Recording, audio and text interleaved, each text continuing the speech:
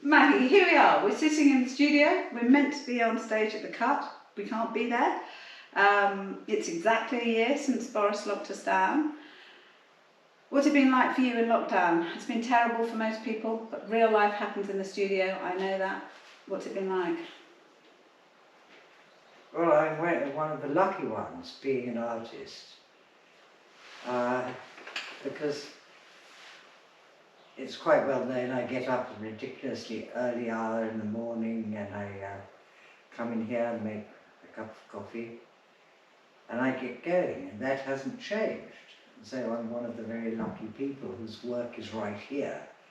I'm not somebody on furlough and wondering and worrying about whether they're going to get their job back or anything. I mean, life just is as it ever was. I get up early every morning and I come in here and I do it. Yeah. And no distractions. The studio, we're here. It's a deeply private, it's a deeply personal space. It's clearly where the magic happens. It's where the work struggles to be born, to breathe, lives or dies. Does it surprise you how obsessed people are with artist studios? I'm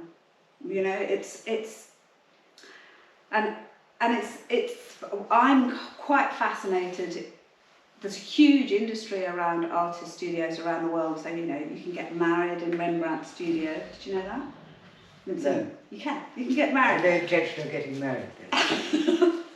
But even you can have a front of house tour in Georgia O'Keeffe studio for $35. You can have the behind the scenes one for $65, which sounds quite interesting. They're artist studios and mythologized spaces. Why are they so intriguing to the public? I don't know, you better ask the public. I mean, this is my little territory. It's where time, life is real. When I'm trying to make something, that is real time, and outside the door it's charade, really. Yeah, this is very different. It's very different having a chat in here compared to sitting on the stage in the car, which is wonderful too. Well, the great difference is that I can smoke. But there is that. We have discussed that. one of the lockdown benefits of being uncut is that you can smoke. But yeah. So do you want to actually show us around the studio? We have a giant tree here. We have a new work.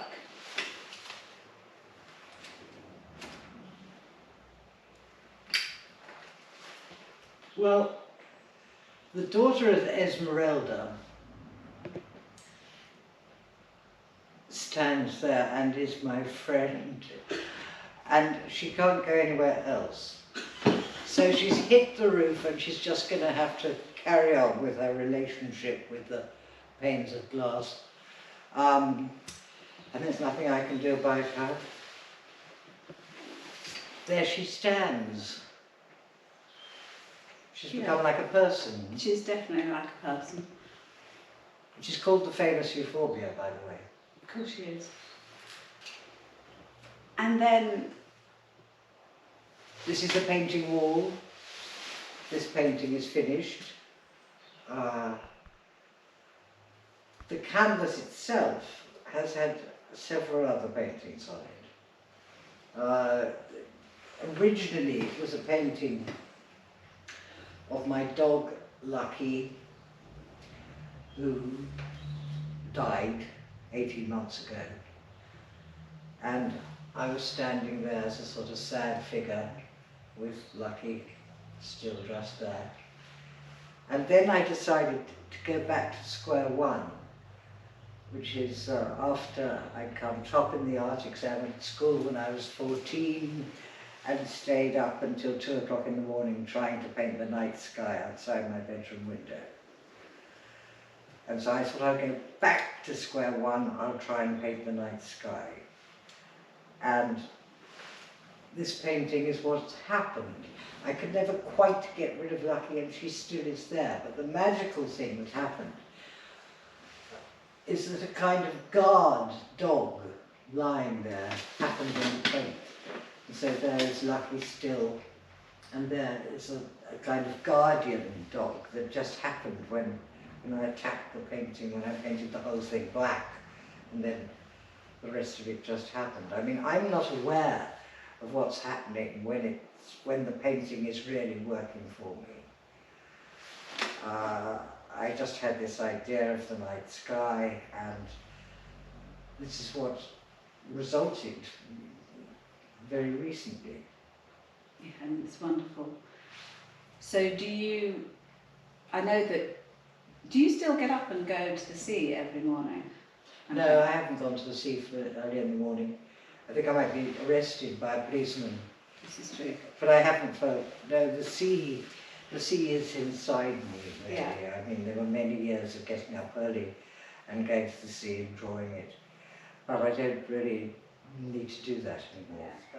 It's all about the night sky is many things, and this painting could almost be like a night garden. It could be many things. I don't like to say too much about it because people can find in a painting whatever they find, and everybody's different. And so, the way to look at a painting is to empty yourself of everything and allow it to speak to you. So whoever it is who's looking at this painting will find different things in it, and that's fine. I don't issue any instructions. I was just delighted when the painting was done to see that Lucky, who still remains there as far as I'm concerned anyway, has found a kind of spirit in this bigger.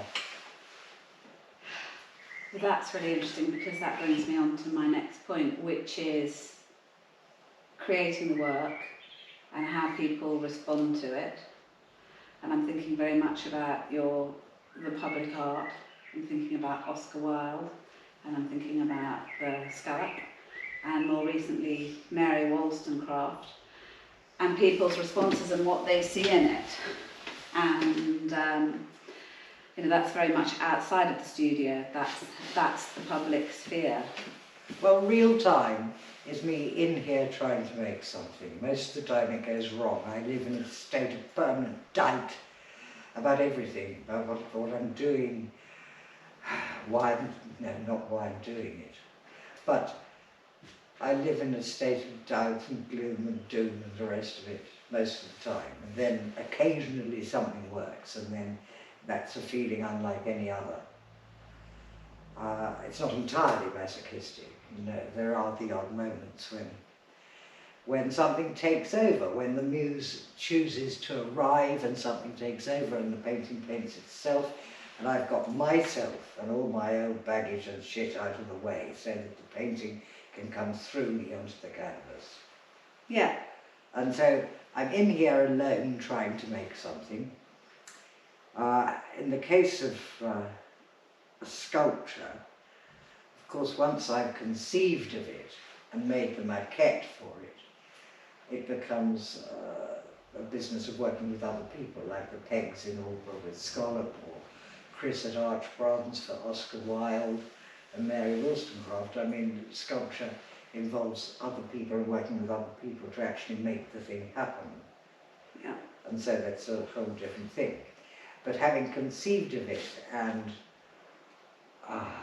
once it's actually happening, and then it happens and it is put there, and how people receive it, I mean, it's always a bit of a shock to me. Yeah. I mean, I don't set out to be controversial. I mean, I would want to set out to be controversial, but the Oscar Wilde was controversial. It was very important to me to make Oscar Wilde on our level rather than being on a high plinth in a kind of dilettante, sort of Café de Paris kind of strange exotic creature up above the rest of us. Very important to me that Oscar is there rising out of his sarcophagus, still talking and laughing and smoking, and you can sit and have a fag with him. Yeah. Because he was very much a man of the people, a great humanitarian, and so I wanted him down with us and not up in the air in some Libanite exotic bird kind of way. Yeah. And I like it, the fact that they said the man sells the big issues, sort of sitting on the Oscar Wilde and the rest of it. And many people meet there and do sit. You see, people nowadays go around with headphones on or looking at their mobiles or talking in some way to some mysterious. I see them, they're talking somehow to some invisible, and they're not really there. Yeah.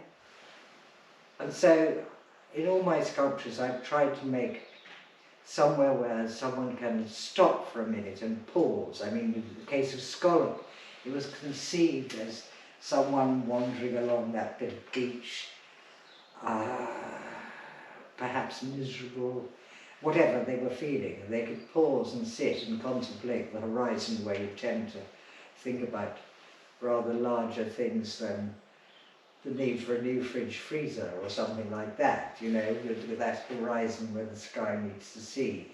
You may think of things like life and death and, the big eternal things. Yeah. And the same with Oscar, that in all those busy streets around Charing Cross and everyone hurtling about it and with their telephones and their headphones and the rest of it, could sit for a moment and pause and listen. And with Mary Wollstonecraft,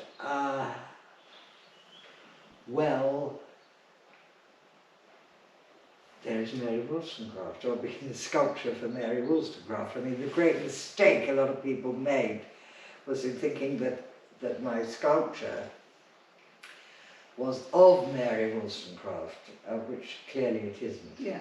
It's a sculpture for Mary Wollstonecraft. And in all these cases, in the case of Scallop, the phrase, I hear those voices that will not be drowned, are cut through the steel, taking the eye up from the beach into the sky, from Peter Grimes. Because we all have voices inside us which we listen to or don't listen to, and several people form themselves into the voices of the people of Aldborough, as you recall. I do recall. To rid Aldborough of this thing that had happened on the beach. Which was a great sort of surprise to me, because I really thought Scallop was one of the more beautiful things I'd ever managed to make, and so why people objected to it was a bit of a shock. Also, it was a gift. There was a really strong sense from the outside of it being, your gift. It was not like you made money out of it. No, one makes very little money out of sculpture. It all goes into the making of the blasted thing. Yeah, but I remember how hurt as well as surprised you were by the reaction. And scroll forward all of these years, and the outrage if someone was, if it was suddenly taken away. Well, you see, they didn't want the Eiffel Tower in Paris when it was first put there. And now you think of Paris, you think of the Eiffel Tower. Well, yeah. You think of that bit of beach in Aldborough, and people think of the Scallop, and it's become a place of pilgrimage. I mean, people have got married there, people have had funerals there. Most recently, I've had letters from people asking me if they'd mind if when they die, their ashes are put in a rocket and set off from Scallop, which is wonderful. The ashes are going up into the sky beyond the sea from Scallop. That's terrific. And the way that, it never occurred to me children would play all over it and do the rest of it. And of course, lovers can avail themselves of the underneath of Scallop. It's very user-friendly. It's very interactive, isn't it? In its purest sense. So I'm in here conceiving of something, and then making the maquette for something, and then it begins to be made, and then it's out there in the world, and then it's, it has a life of its own. It's not up to me. I can't do anything about it. And with a painting, I've done the painting, it's gone off into a show. People either like my work, they they don't like my work or they have no feelings either way about my work. I mean, Yeah. I'm, you know, the case for painting, a painting has gone off somewhere else, and I'm into the thrills and spills of the next little bugger, Yeah. you know. Yeah, I think the thing with the sculpture is the idea, you know, people have such a strong idea of, what it actually amazed me how many people felt so, well, I mean, what you did for Mary Wollstonecraft in terms of people knowing about her as opposed to her husband. She was very eclipsed by her husband and by her daughter to a large extent. And I think she was at the top of the Twitter feed at a certain point as a result of your sculpture. You did an enormous amount to raise her profile, but people have it's very different, someone having an opinion about a painting because they're coming to it and it's from within you. But people are already bringing their preconceptions about Mary Wollstonecraft to the sculpture, and however much you can say, this is not Mary. This is not the woman. This is every woman. She's not, you know, she's not dressed in her, you know, age-appropriate, era-appropriate clothes because it's not her. But people, you know, still struggle with that notion of, well, she should be dressed in, you know. Well, you know, to put it, I'm not interested in making a traditional, conventional sculpture of Mary Wollstonecraft in her good old frocks, whatever she wore. I mean, that it would make it history. Yeah. I'm trying to say something about the fight that we all have as women, that is ongoing, you know, the ongoing fight. And so that naked figure at the top of the sculpture is challenging the world, and proud. I mean, somebody likened it to a rocket, a sky rocket going up into the sky. I like that, you know, sort of rocket of hope. Yeah. And so it's about now. And what amazed me was that, I mean, part of the objection apparently was from some feminists when, you know, she was the mother of feminism, and they objected to the nakedness of the little figure at the top, which, I mean, as if there hasn't been naked sculpture since time immemorial. But the sort of puritanical nature of these feminists, and I mean, don't they have bodies themselves that they object to? A rather beautiful little body of a woman standing, challenging the world. Yeah. It's quite extraordinary to me, that reaction. I can imagine. And it was quite annoying that, I mean, all in the newspapers and the rest of it, it was always the cropped little figure of the naked woman with the tits and the bush and the rest of it, and not the whole sculpture. Which is quite the struggle, building up into a woman standing free to challenge the world. But there we are, you know, what can you do? Apparently things have moved already a bit, and many more people are now for my sculpture than were against it in the first place. Well, that's quite quick compared to Scallop then, Yes. if the tide is turning that. Not like I was talking out trying loud. to make something for the spirit of Yeah. that woman and what she was Yeah. about. She was a huge rebel in her own time, you know, she was an anarchist in every kind of way. I was trying to make something in her spirit. Yeah. And it's always the spirit of the person that I go for in a sculpture, in a painting, in a drawing. I try and go for the spirit of the person. I mean, and love comes into it. I mean, Oscar Wilde had been in my life since I was 6 or 7, when his children's stories were read to us at school, and this extraordinary voice from another place came into my life, you know. I mean, absolutely mesmerizing, this exotic place sort of took me over from a very early age, and I asked for his complete works for my 12th birthday, and so The Picture of Dorian Gray was the first novel I ever read. And so Oscar Wilde was deeply, deeply inside me, and same, I mean, Benjamin Britten. I mean, the Scallop came about because a friend of mine, Vanessa Thomas, came to tea and said, "Oh, I thought there was going to be a statue of Benjamin Britten in Aldborough, and I thought you were making it, Maggie." And I said, "You're pottier than ever." You know, and I remembered then in the newspapers that Albury did not want a statue of Benjamin Britten, their greatest son. And that made me very cross, and so that's why I decided to try and do something about it. And so unlike most public sculpture, it wasn't commissioned. And there was a great battle with Simon Loftus to get the money together to make it, and I sold sea paintings to make money for it and the rest of it. And it came about through anger. Yeah. Anger is very important.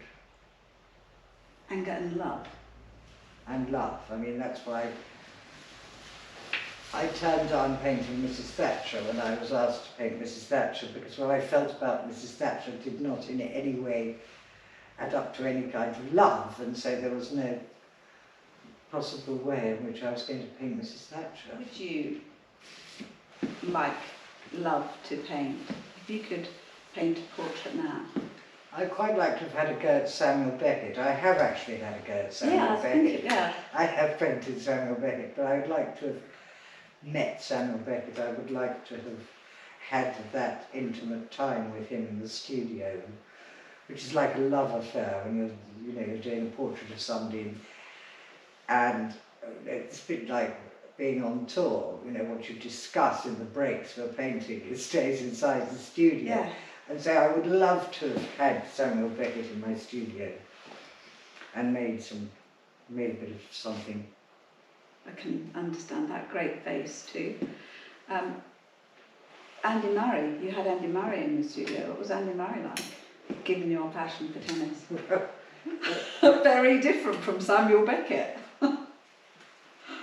Well, yeah, no, Andy had been a hero of mine for a long while. And he had begun to collect my work, and so somebody who knew somebody said how much he'd like to meet me, and he came to London with a tennis racket as a present that he played with for a couple of days. Nobody's allowed to touch it. We became friends, and he's unlike he comes across in takeoffs on the radio.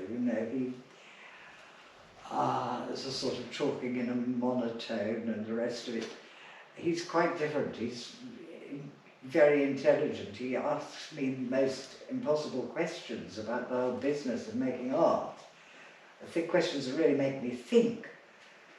And he's very funny. I mean, he's all these things, quite apart from being, such a player. Yeah. And so that portrait was done. He came to pose one Monday morning in September, and I made drawings of him in the studio. I made him serve, made him as if doing a volley, made him, do the things of tennis in my studio, and made drawings, and then made the painting using those drawings that I had already. A lot of things had been building up inside me about the painting before I actually did it. What was he like at posing? Because he comes across as quite awkward in certain public, in certain interviews. What's he like when you say, Andy, can you strike? Well, I mean, it had to be Wimbledon, of course. It had to be, much as I hate green for the grass, it had to be Wimbledon. So he brought his whites. And he wasn't too good at posing. I mean, he certainly would not get a job posing in an art school, because I made him pose serving, and it seemed to be very quickly he was saying, I can't stay like this any longer.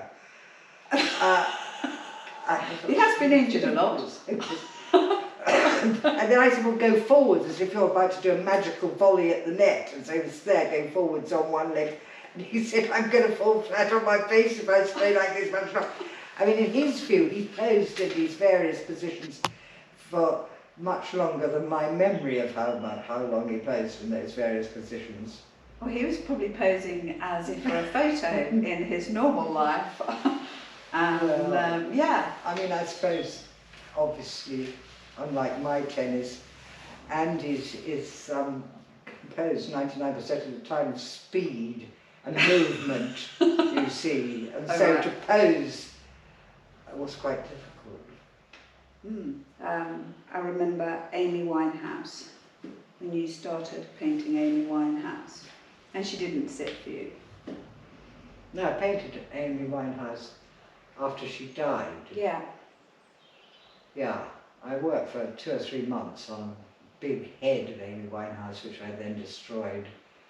And then another painting of her, very tiny, singing in a vast space, which I also destroyed. And then I made a wall of water painting for Amy Winehouse.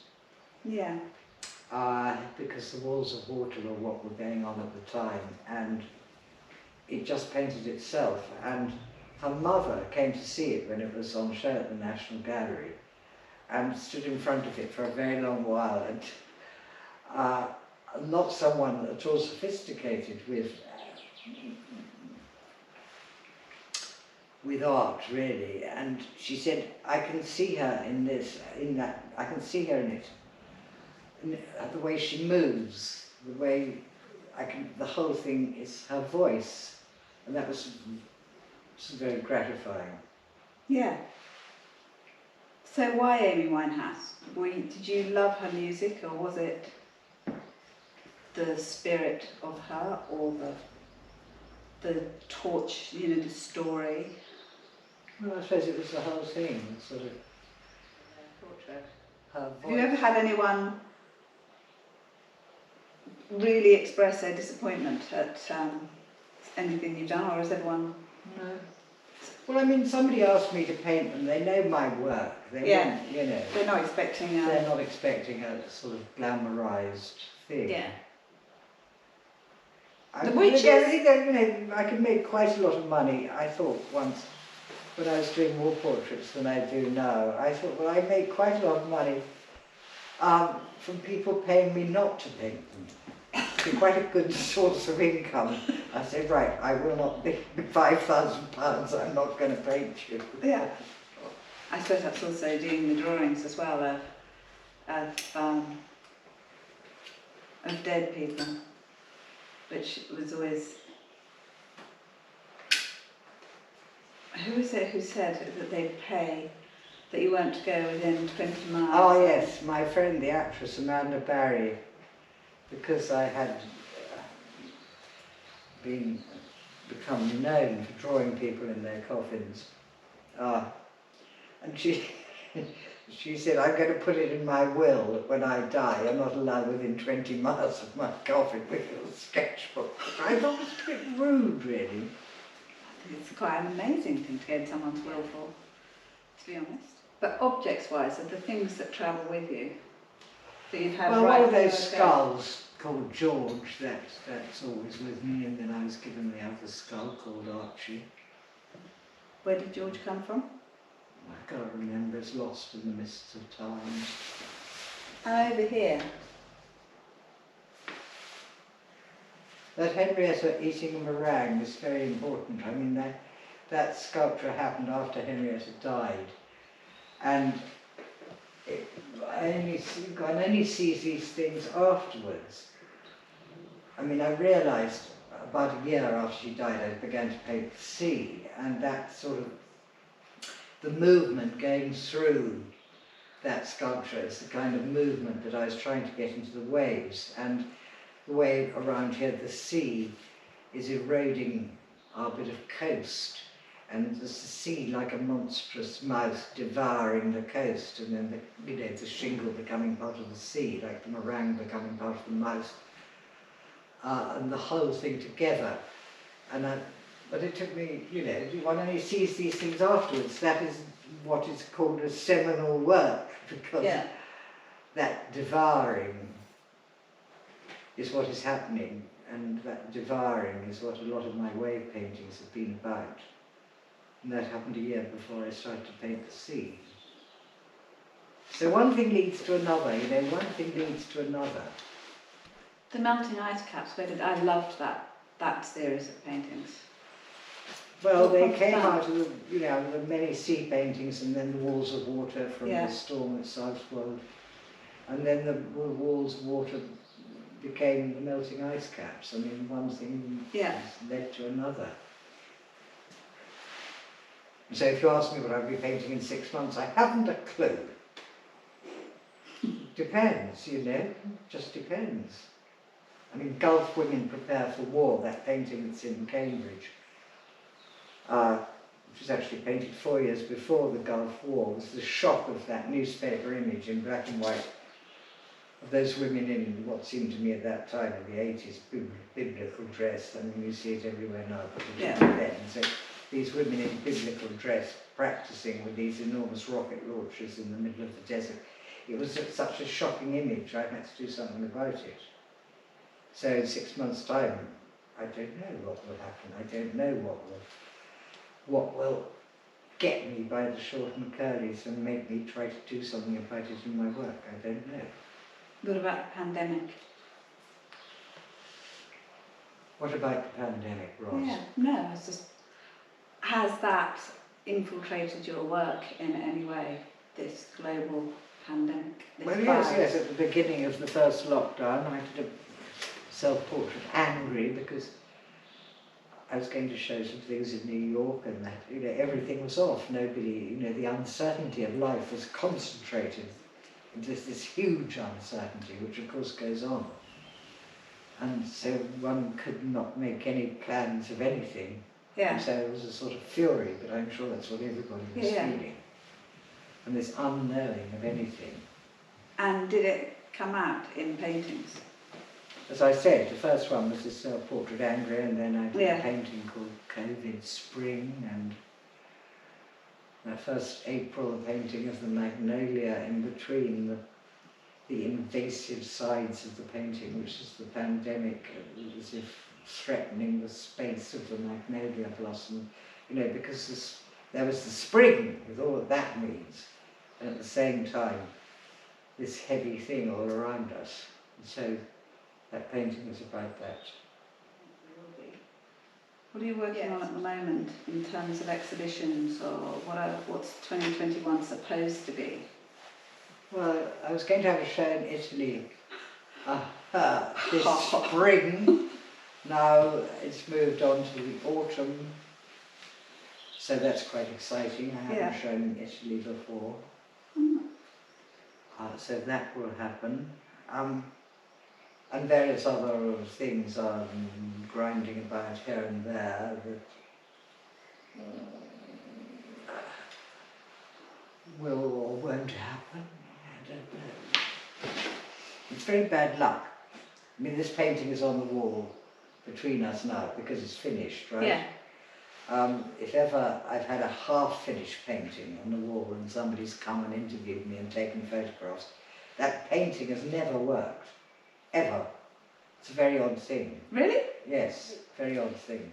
When I was the first artist in residence at the National Gallery in 1980, nobody took much notice if I was making a drawing from one of the paintings.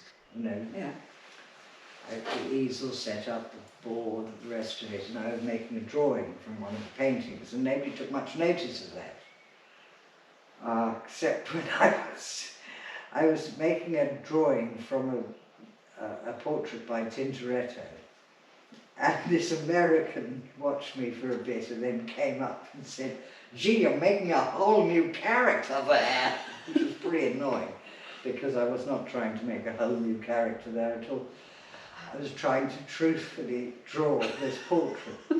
But anyway, a drawing seems to be not very important to people. But when I was one afternoon in the Rembrandt room, as it was then, and I was making this study in paint on a bit of canvas of the hands of Margareta de Geer, a wonderful painting of an old lady, and the hands are resting on the arms of her chair, and I was making these studies with paint, and I stood back from the canvas to see what rubbish was on there, and I realized, although there were a lot of people in the room, none of them were looking at the Rembrandts at all. They were watching me with this stuff of oil paint, which so it seemed to me, you know, to me a drawing is as difficult as a painting, is as difficult as a sculpture, as difficult as a monotype. Everything is always difficult. But when it's paint, people think it's sort of magic, it's alchemy or something. Very odd, because it's no more challenging to make a painting. In fact, it's less challenging than making a drawing. But people seem to think it's sort of magic. Did you have your own studio when you were at the National Artists in Residence? How did that work? Well, my studio was a converted children's sandwich room without any windows. It was very odd that it hadn't occurred to them at the National Gallery that an artist might like a little light coming from somewhere. So there were 3 of us in for it, and the director, when it was my interview, the director said, "You've seen the studio, do you think you can work there?" And I said, "Well, it'd be very interesting to work entirely by artificial light. It's not something I've ever done before." And he turned to the next person and said, "Oh, aren't there any windows?" No, there weren't any windows. Everything was spotlights. So I learned a lot about shadows, you know, when I painted Archie MacDonald, one of the warders, several portraits he posed, and the shadows created by these spotlights were, I learned a lot about shadows. But anyway, as I smoked, the whole thing was covered in tin foil, you see, so I felt a bit like a ready meal, you see, because I thought I might set fire to the National Gallery or something with a cigarette. So I worked in my tin foil studio in the National Gallery. And people arrived at 4 o'clock on a Wednesday afternoon, and we would go back down into the collection, and we'd go to half a dozen pictures that I loved and felt I could talk about, and so we visited half a dozen pictures or so. And then they'd come back into the studio and all my work was around the walls, and they could ask me whatever they liked, and that was pretty extraordinary because the crowd of people were from tramps who sort of come in if it was raining, to people who didn't understand English, to the highest sort of cognoscenti of the art world. So it was a very mixed bunch. And I remember one woman asking me how I knew what size to make a painting, and I couldn't answer that then, and I can't answer it now. It's a very good question. How do you know what size to make a painting? I don't know how I know what size to make a painting. I don't know that. And a Dutch woman arrived every Wednesday afternoon and said, "Do you see auras?" And I'd say, "No, I don't see auras." Next question, she'd come back the next week and say, "Do you see auras?" Oh. How long were you in that? How long were you there? How long was the residency? Well, it was conceived of for 3 months, and then it was all a great success. So it went on for 6 months, and then they wanted me to stay for a year, but I said no, because I don't think an artist would be part of an institution, rolling around in an institution. I left after 6 months.